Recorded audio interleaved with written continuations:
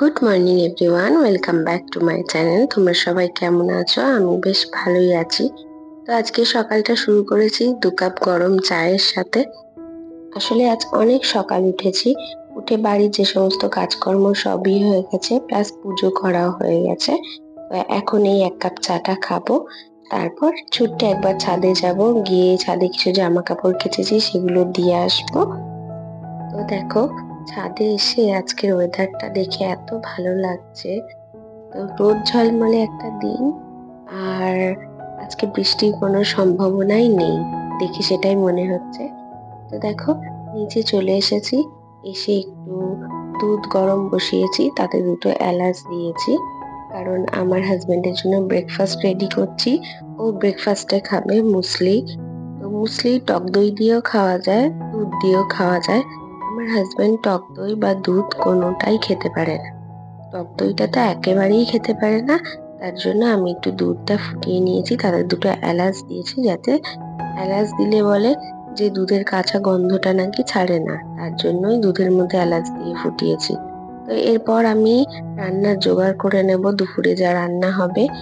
দুপুরে রান্নার জন্য কেটেছি একটু আলু, গাজর, বিনস, একটু পেঁপে, আর এদিকে একটা গোটা পেঁয়াজ একটু কুচি করে নিয়েছি, আর একটু রসুন আর কাঁচা লঙ্কা। কাঁচা লঙ্কাটা কিনে নিয়ে আমি পরে কুচিয়ে নেব।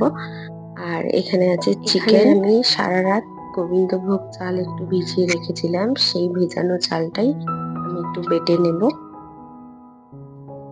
আজকে তোমাদের সাথে আমি কিভাবে চিকেন স্টু রান্না করি পুরো রেসিপিটাই তোমাদের সাথে শেয়ার করব। তার জন্যই প্রথম থেকে শেষ অবধি পুরোটাই আমি ভিডিওতে তুলে ধরার চেষ্টা করেছি।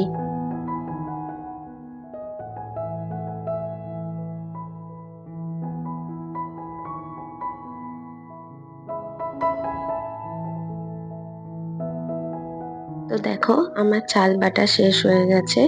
এবারে আমি গ্যাসের মধ্যে একটা কড়াই বসিয়ে দেব, তাতে দেব একটু সাদা তেল, তার মধ্যে ফোড়নে দেব গোটা গরম মশলা, তার সাথে দিয়েছি একটা তেজপাতা।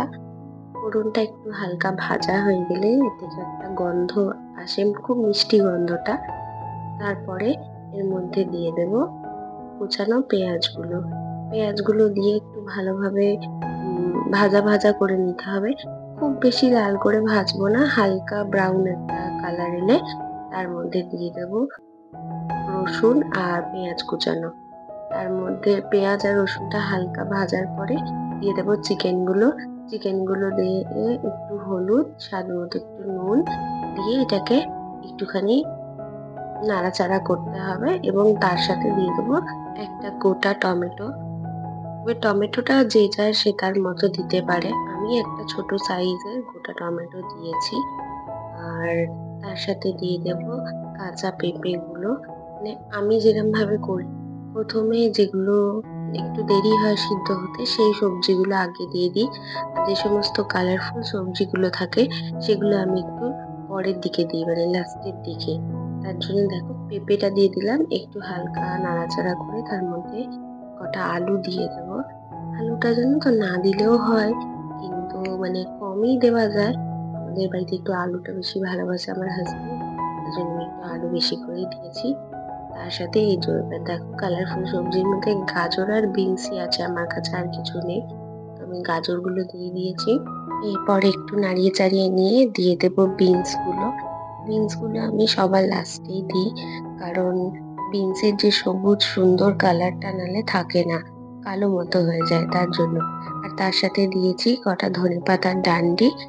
আর একটু নাড়িয়ে চাড়িয়ে নিয়ে এবার পরিমাণ মতো জল ঢেলে দিলাম, দিয়ে একটা ঢাকা চাপা দিয়ে দেব। তবে ঢাকাটা মাঝে মাঝে খুলে একটু করে নাড়িয়ে চাড়িয়ে নিই আমি।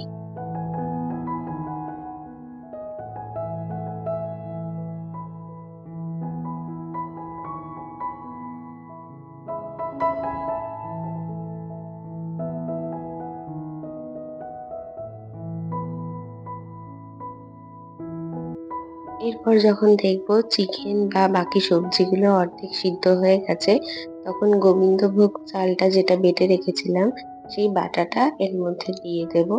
দিয়ে খানিকক্ষণ নাড়িয়ে চাড়িয়ে আর একটু পুরো যতক্ষণ না সিদ্ধ হয়ে যাচ্ছে ততক্ষণ একটু রেখে দেবো। আর নামানোর সময় একটু কুচনো ধনেপাতা আর অল্প একটু বাটার দিয়ে নামিয়ে নেব। চলো, রান্না কমপ্লিট। এবার আমার হাজবেন্ডকে খেতে দিয়ে দিই। দেখো, চিকেন স্টু আর দুটো ব্রাউন ব্রেড। আজকে দুপুরের এটাই লাঞ্চ আমাদের। তো দুপুরে খাওয়ার পর একটা লম্বা টেনে ঘুম দিয়েছি। ঘুম থেকে উঠে গিয়েছিলাম একটু ছাদে ঘুরতে। দেখলাম প্রত্যেকটা ছাদে ছাদে সব বাচ্চারা ঘুড়ি ওড়াচ্ছে, হৈ হৈ করছে, যেহেতু আজকে বিশ্বকর্মা পুজো। তো আমাদের এদিকে জানো তো আবার বিশ্বকর্মা পুজোটা খুব ভালোভাবে হয়। মানে বিশ্বকর্মা পুজোর আগের দিন থেকে শুরু করে বিশ্বকর্মা পুজোর মোটামুটি 3-4 দিন পর পর্যন্ত ঘুড়ি ওড়ানো, গান বাজনা, তারপর ফিস্ট চারিদিকে এই সমস্ত হতে থাকে।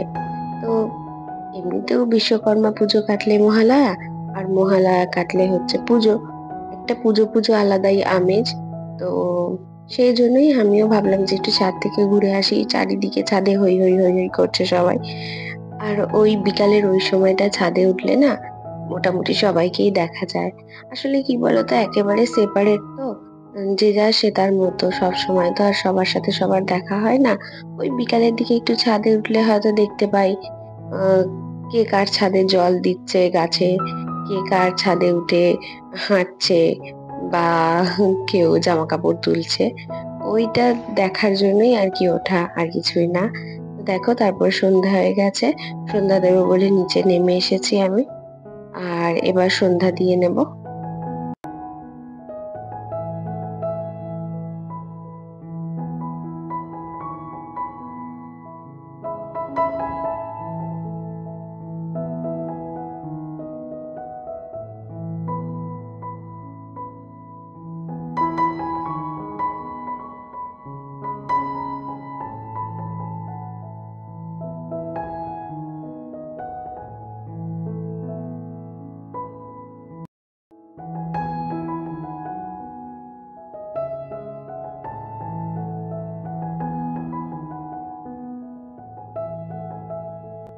তো চলো, সন্ধ্যা দেওয়া হয়ে গেছে।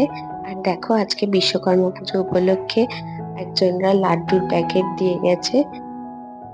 আর দেখো, এটা তোমাদের সাথে শেয়ার করলাম, এটা আমি নিজে বানিয়েছি। অনেক মধুর কন্টেনার ছিল, যেগুলোর ঢাকনাগুলো নষ্ট হয়ে গেছিল।